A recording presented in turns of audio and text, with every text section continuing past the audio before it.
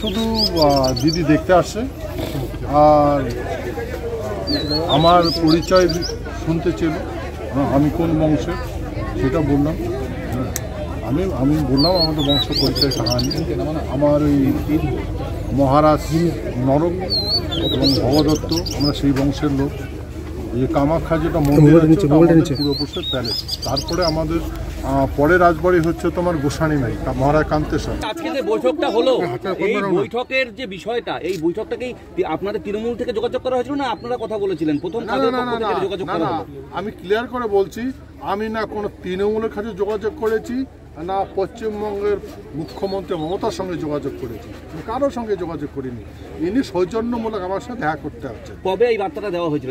আজকে সকালে এসপি সাহেব আজকে সকালে দিয়েছে। আমি জানতাম না না না রাজনীতি কোনো আলোচনা নেই।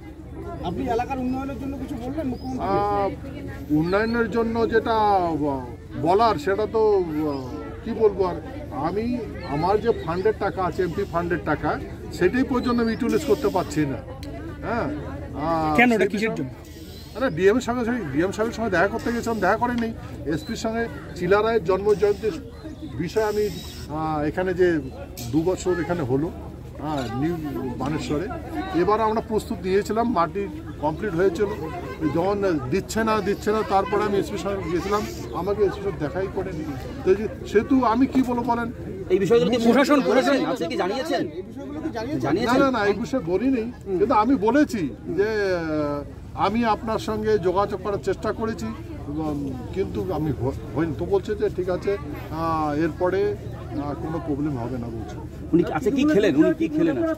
শুধু গ্রিন টি খেয়েছেন, আর বাকি আমরা যতটুকু সত্য করেছি উনি শুধু দেখেছেন। তৃণমূলে যোগ দেওয়ার ব্যাপারে কোনো চিন্তা ভাবনা করছেন নাকি? আমার কি মতি মরে গেছে নাকি? হ্যাঁ, যদি এগুলো কথা আমি নট ইন্টারেস্টেড।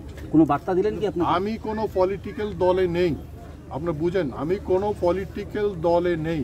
তৃণমূলের পক্ষ থেকে কোনো প্রস্তাব দেওয়া হয়েছে? আপনি বিজেপি রাজ্যসভার সাংসদ, সীতায়ের আসন ফাঁকা হয়েছে, পুজোর পরই ভোট হবে, সেক্ষেত্রে যদি আপনাকে প্রস্তাব দেয় সেটা কি আপনি ভেবে দেখবেন? কি মনে করছেন?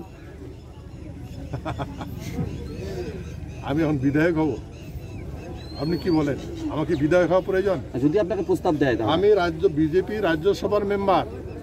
আর আপনার জ্ঞান থাকা দরকার, ওই পার্লামেন্ট ভবনে রাজ্যসভা রাজাদের আসন, ওগুলো অ্যাজ পার কনস্টিটিউশন, ওখানে রাজারাই বসবে, বুঝলেন?